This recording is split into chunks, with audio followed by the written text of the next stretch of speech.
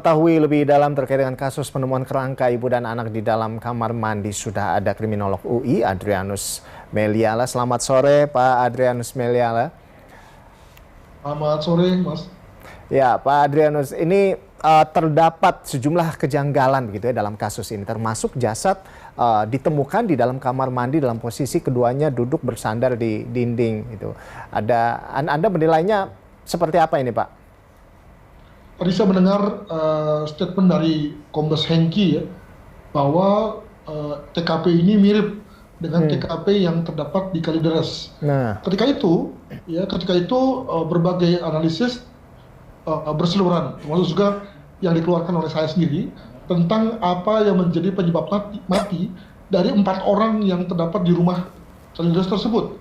Tapi apa yang terjadi setelah berbagai analisis berseliweran, ternyata kemudian setelah dilihat hasil kedokteran forensiknya dipadukan dengan pemprofilan psikologis dari keempat orang itu, maka didapat kenyataan bahwa keempatnya meninggal natural, meninggal sakit.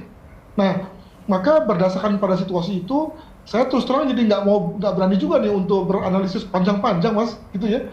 Jangan-jangan nanti ujung-ujungnya bahwa keduanya ini memang meninggal natural, tentu natural yang tidak wajar ya.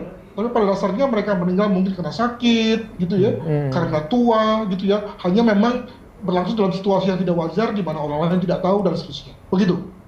Jadi bisa dibilang bahwa ini kan memang nggak aneh gitu ya, kayak janggal begitu ya. Ada botol beling, minuman kaleng, ada coklat juga di sana. Ini polisi juga belum bisa menentukan begitu seperti apa. Nah, apakah ini bagaimana kalau dari Anda sendiri, artinya bunuh diri atau ada seperti apa begitu, Pak? Sebagai contoh misalnya kalau kita ikuti saja analisis yang mengatakan bahwa mereka meninggal karena sakit, ya. Satu sakit, lalu bunuh diri, lalu kemudian pada masyarakat dewasa ini usia 40 pun misalnya tiba-tiba saja bisa kena serangan jantung yang mematikan, bisa kan, gitu ya. Lalu kemudian apakah itu ibunya atau anaknya kemudian lalu tidak bisa lalu meminta pertolongan karena mungkin saja dia sendiri juga berada dalam situasi sakit, ya. Maka lalu kemudian ujung-ujungnya keduanya kemudian lalu meninggal seolah-olah bersamaan, seolah-olah pada waktu yang bersama, padahal sebetulnya tidak. Nah, sekali lagi ketika mereka seakan-akan sudah menutup diri ya, memutus komunikasi dengan tetangga, maka memang tergantung keduanya nih. Ketika satu misalnya meninggal, satu lagi sedang dalam situasi yang tidak nyaman, tidak enak badan, maka lalu ujung-ujungnya kemudian meninggalnya salah satunya berdampak pada yang lain. Bukankah itu yang terjadi pada konteks kasus di Kalideres? Ada satu yang sakit, satu meninggal, lalu kemudian berdampak pada dua yang lain, yang juga sama-sama sudah memutus hubungan dengan orang lain, maka kemudian keduanya walaupun seakan-akan terlihat bersama-sama, padahal sebetulnya keempatnya meninggal dengan cara berbeda pada waktu yang juga berbeda, namun terlihat seolah-olah bersama-sama. Nah, jangan-jangan ini juga yang terjadi pada kasus ini, ya, demikian. Itu Pak Adrian, kita lihat juga ini ada polisi menemukan bahwa ada secarik kertas begitu berisikan nama dan juga nomor telepon. Apakah ada pesan khusus yang ingin disampaikan dari sini, Pak? Terlalu banyak hal yang bisa diambil sebagai kemungkinan ya, termasuk tadi soal laptop dengan file yang berisi tentang whomever, artinya kan kita bisa melihat siapapun yang membaca tulisan ini. Nah, saya kira langkah dari Pak Hengki itu oke banget tuh, ya, jadi tidak buru-buru mempercayainya, tapi melihat ini sebagai satu bentuk kemungkinan untuk sementara ya, sebagai resepsi atau penyesatan. Sebab bisa saja misalnya ini adalah satu bentuk upaya menghilangkan jejak dari orang yang membunuh keduanya, ya. Cuma kemudian disamarkan seolah-olah bahwa yang bersangkutan keduanya ini telah membunuh diri. Kalau itu membunuh diri ya. Jadi dengan kata lain minimal ada 3 kemungkinan yang besar. Pertama, yang bersangkutan itu memang meninggal secara natural walaupun tentu tidak wajar ya.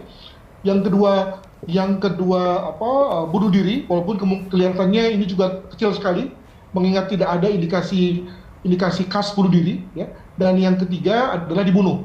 Yang tentang dibunuh juga menurut saya juga agak kecil kemungkinan. Kenapa? Karena tidak ada bekas-bekas pengerusakan dari orang yang telah membunuh dan kemudian lari secara paksa yang lalu mengakibatkan adanya kerusakan entah itu pada pintu, pada pagar gitu yang biasanya terjadi kalau memang kekerasan itu dilakukan oleh orang luar. Jadi untuk sementara kita biarkan saja ada 3 kemungkinan itu, bunuh diri atau meninggal natural, dan yang ketiga adalah dibunuh. Tinggal kemudian kita lihat nanti hasil lapor, ya, lalu dikaitkan juga dengan beberapa hal-hal yang bersifat bukti tinggal yang ada di TKP. Moga-moga kemudian kita bisa mengerucut pada satu kesimpulan nantinya. Demikian.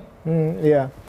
Pak Adrianus, lalu tadi juga kan kita lihat memang ini anehnya juga ditemukan di kamar mandi ART begitu ya, 2 orang ini meninggal dunia, dan juga ada yang mengarah ke arah ritual begitu, ada ritual khusus ya spiritual seperti itu.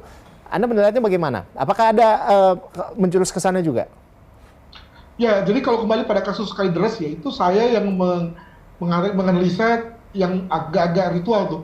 Saya pakai istilah bahwa kematian keempatnya itu adalah satu indikasi kematian apokaliptik, ya. Jadi kematian yang diakibatkan oleh kepercayaan pada satu ritus tertentu, pada misi tertentu. Tapi kemudian lalu dibantah ya oleh karena ketidakcukupan bukti. Ya. Nah, pada kasus Kalideres sebetulnya buktinya malah lebih kuat tuh. Ada bunga, ada kapur barus, ada semacam doa-doa yang jauh lebih mengarah pada konteks bisnis. Itu pun ternyata lalu analisis apokaliptik itu kemudian bisa digugurkan. Apalagi kalau cuma dikaitkan dengan kasus di Cinere ini, saya kira kekuatan analisa itu akan jauh lebih lemah tuh, Mas.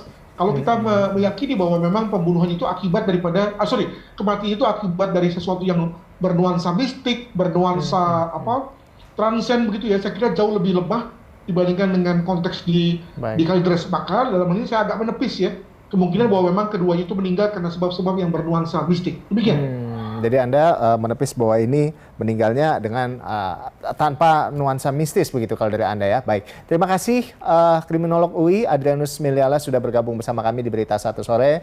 Selamat sore, selamat beraktivitas kembali, salam sehat senantiasa Pak Adrianus Meliala.